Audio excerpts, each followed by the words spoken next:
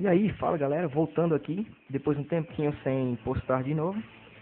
E agora, continuando a série de jogos antigos, vamos aqui abordar agora o The King of Fighters.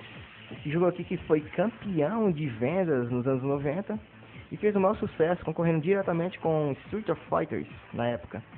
Então é o seguinte, na década de 1990, o universo dos videogames ele foi bombardeado por excelentes jogos de luta.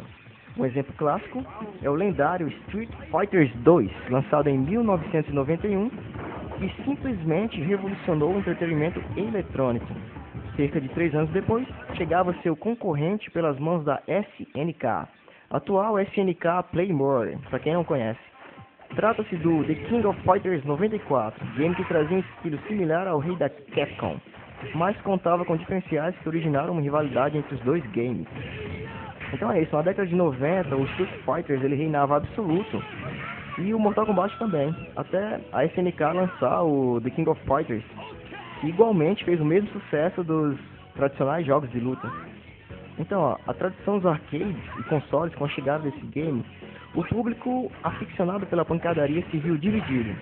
Alguns eram fãs de Kyo, que é um dos lutadores principais de KOF, The King of Fighters, enquanto outros não largavam Ryu, responsável pela fama de Street of Fighter 2.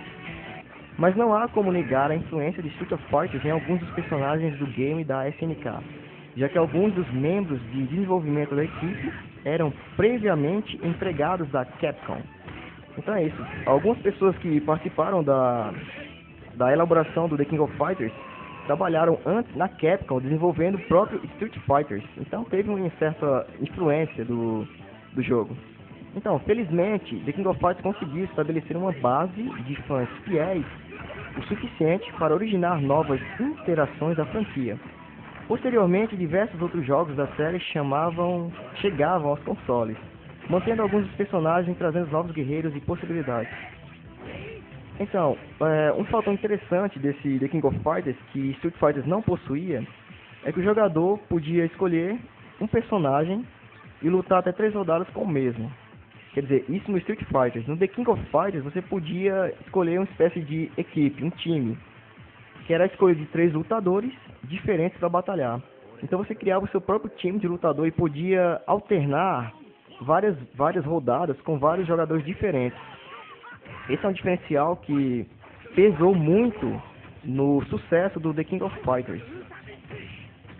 Então, voltando ao jogo, o jogo foi lançado pela SNK, que é uma empresa japonesa de videogames fundada em julho de 1978 e produzia programas eletrônicos e componentes informáticos. Seu produto mais famoso é o sistema de jogos arcade e o doméstico Neo Geo, e várias das séries de jogos para ele. Por exemplo, a SNK ela ficou muito famosa por lançar jogos como Metal Slug.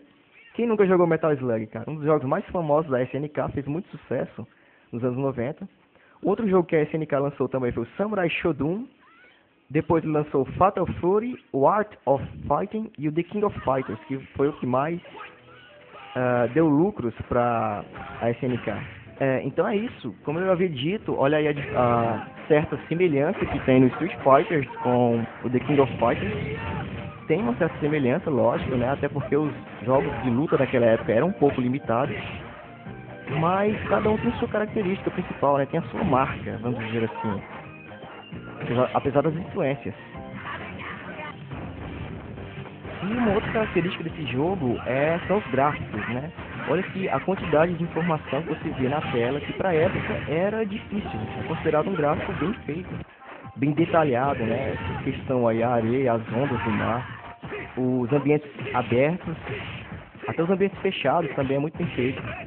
Para a época, eu acho que, na minha opinião, um dos jogos mais bem avançados na questão de ambiente, de gráfico e tal.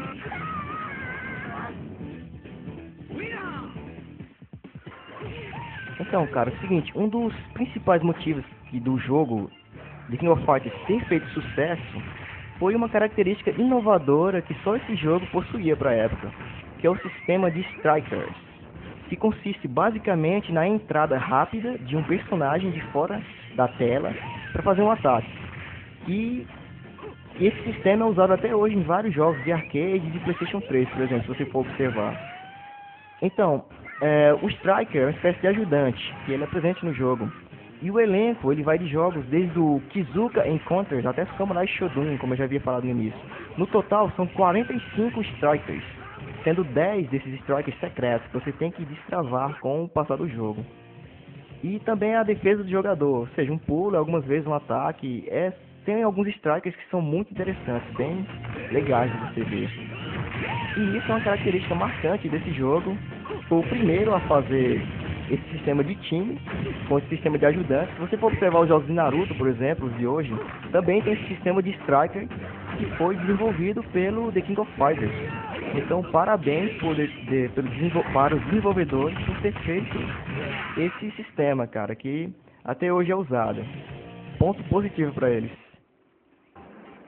Mano, e olha esse gráfico, que coisa linda, cara. Olha os detalhes do gráfico, como eram avançados para a época. Então, aqui em cima você tem uma tela bem cheia, muitas informações na tela, como eu havia dito. Aqui em cima você tem o life de cada personagem, um pouco mais abaixo a foto de cada um, o tipo de nível de poder em que ele está, o level, e ali na tela inferior, na parte de baixo, o nível de poder em que ele se encontra, se é máximo, mínimo, para determinados ataques especiais. Então é isso, pessoal. Obrigado se você assistiu até aqui. Deixe sua sugestão para próximos vídeos antigos, próximos games antigos. E acesse o canal para ver mais jogos da década de 90, da época do Nintendo e dos arcades. Obrigado, deixe sua sugestão para próximos jogos antigos.